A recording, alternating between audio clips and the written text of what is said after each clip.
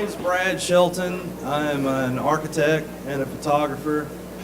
And I'm going to talk a little bit tonight about photography and art and architecture and how those things kind of inform each other in my mind.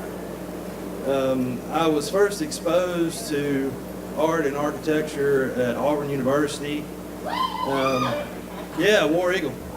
And so I took a photography class there during my architecture studies and really fell in love with just the process of making a photograph and long nights in the dark room.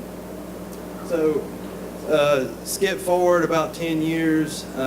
In 2009, I applied for and received a Make Work grant, bring that back, and to really explore how buildings and man-made objects decay over time and eventually give way to nature, how man-made objects and nature interact.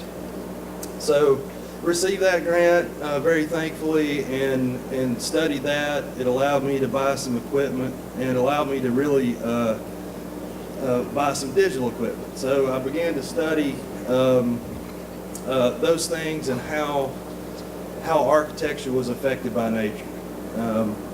So as creative things happen over the next few years, I just happened to go to lunch at Zarzar's, had eaten at Zarzar's Cafe many times here on the south side. But that particular day, it kind of dawned on me just the richness of the interior of that space.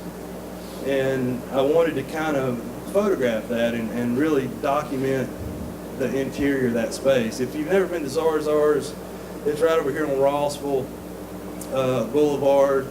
It's a staple of the south side of Chattanooga, and the interior of the space is just covered with family photographs and family accomplishments. And so I asked Shannon, hey, can I take a few pictures? And of course she said, yeah, sure.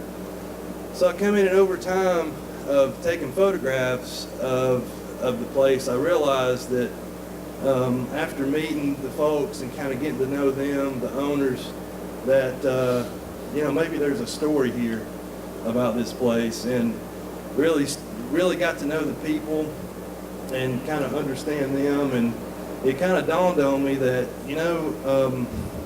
there's a human element to this place that is missing. You don't go to a chain restaurant and talk with the waitress about how her kid did at the baseball game. So that really struck me as a unique thing, and began to study that and really fell in love with the place, and was able to put over about 3 years of visiting those guys and just hanging out with them.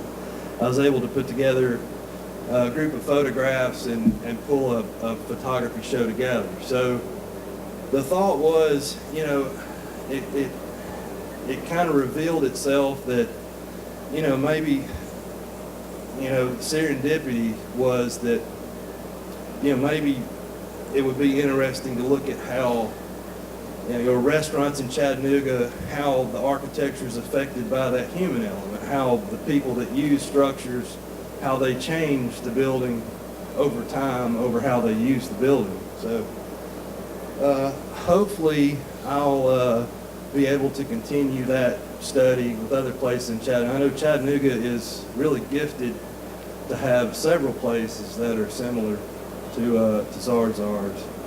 But yeah, it was important. That's Shannon there, kind of the matriarch of the place today. But interesting story, as I was putting this project together, there's an element that was missing.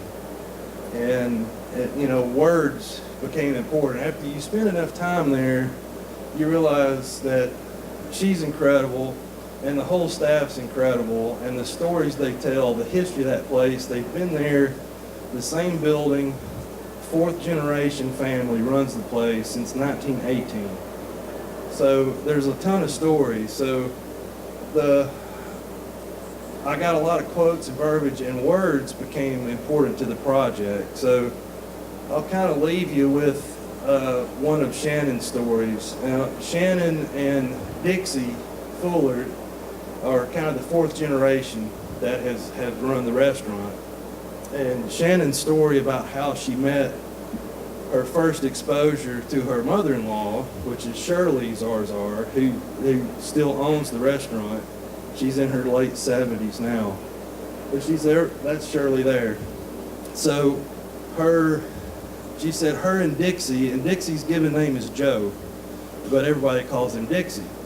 So her and Dixie had been dating for about 6 months, and one morning the phone rang early in the morning, and she rolled over in bed and answered the phone, and the other line was, "Hey, can I speak to Joe?"